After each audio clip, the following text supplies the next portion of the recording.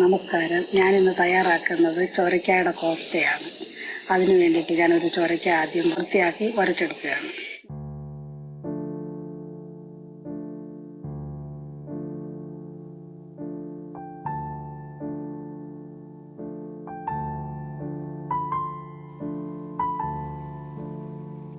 ചൊരയ്ക്ക ഒന്ന് ഗ്രേറ്റ് ചെയ്തെടുക്കുകയാണ്.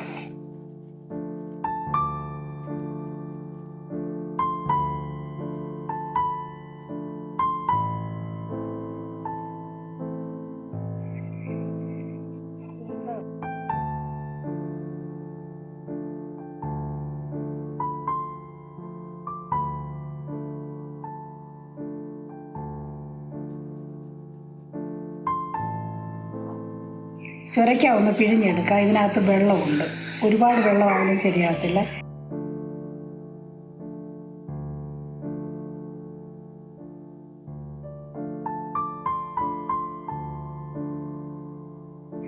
ചൊരയ്ക്ക ഗ്രേറ്റ് ചെയ്ത് വെച്ചിരിക്കുന്നതിനകത്തോട്ട് കടലമാവും മസാലകളും ഇട്ട് ഒന്ന് കുഴച്ചെടുക്കാം.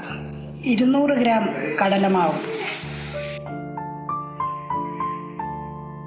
കുറച്ചിടാം, ബാക്കി പിന്നെ വേണമെങ്കിൽ ഇടാം.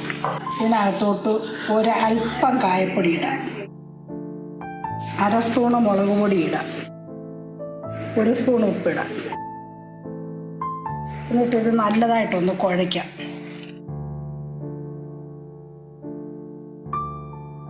$250 ഗ്രാം കടലമാവ് എടുത്തത് മൊത്തം ഇട്ടിട്ടില്ല. അത് ഒരുപാടങ്ങ് വെള്ളം പോലെ ആണെങ്കിൽ നമുക്കിത് പരുവത്തിന് ചേർത്ത് വെച്ചാൽ മതി. കുറേശ്ശെ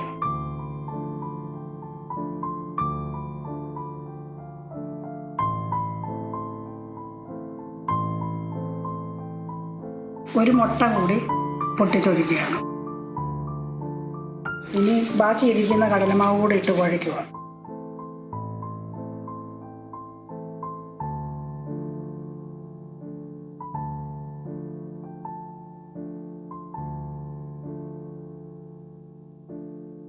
ചൊരയ്ക്ക മസാല കൂട്ടി കുഴച്ച് വെച്ചേക്കുന്നത് എണ്ണയ്ക്കകത്തൊന്ന് ഫ്രൈ ചെയ്തെടുക്കാം.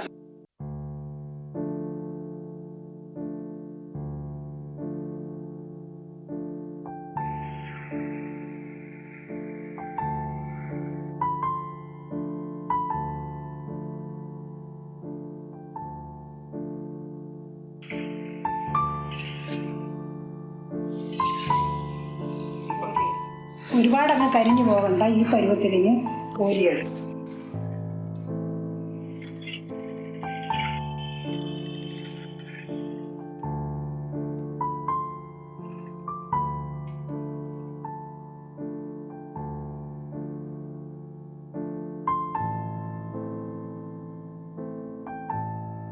അകം നല്ല സോഫ്റ്റായിട്ടിരിക്കുകയാണ്. നല്ല പരുവത്തിന് വെന്തിട്ടുണ്ട്, കരിയാതെ.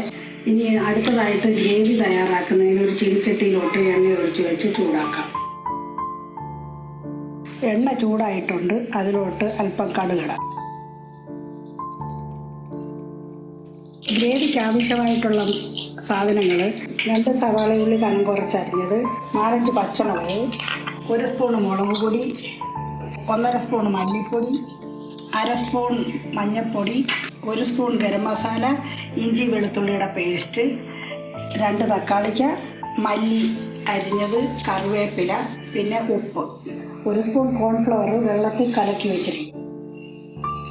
ഇത്രയാണ് ഇതിന് ഗ്രേവിക്ക് ആവശ്യമായിട്ടുള്ളത്. ഉള്ളി ഇടാം.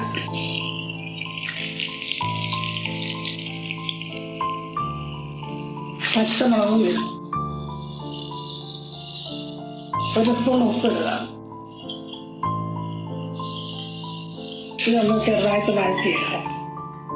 ഇതിലോട്ട് ഇനി വെളുത്തുള്ളി ഇഞ്ചിയുടെ പേസ്റ്റ് ഇടും. കറിവേപ്പില കൂടെ ഇട്ട് കൊടുക്കുക.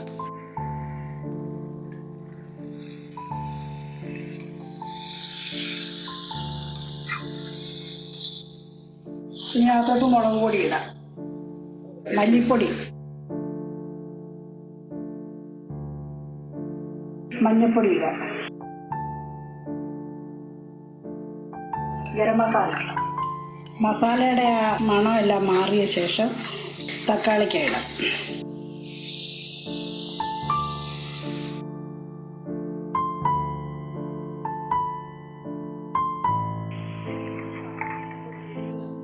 കോൺഫ്ലോർ കലക്കി വെച്ചത് ഒഴിക്കാം. ആവശ്യത്തിന് വെള്ളം ഒഴിക്കാം.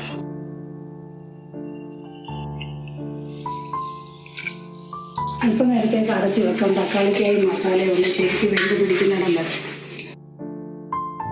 ചൊരക്കാതെ പക്കോട ഈ ഗ്രേവിയിലോട്ട് നമുക്കിടാം.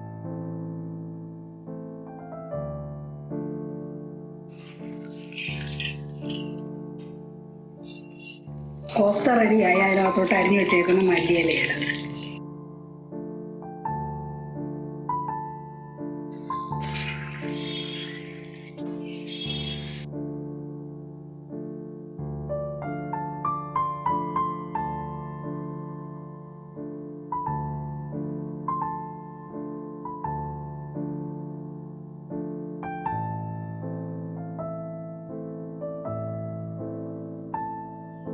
അടിപൊളിയായിരുന്നു.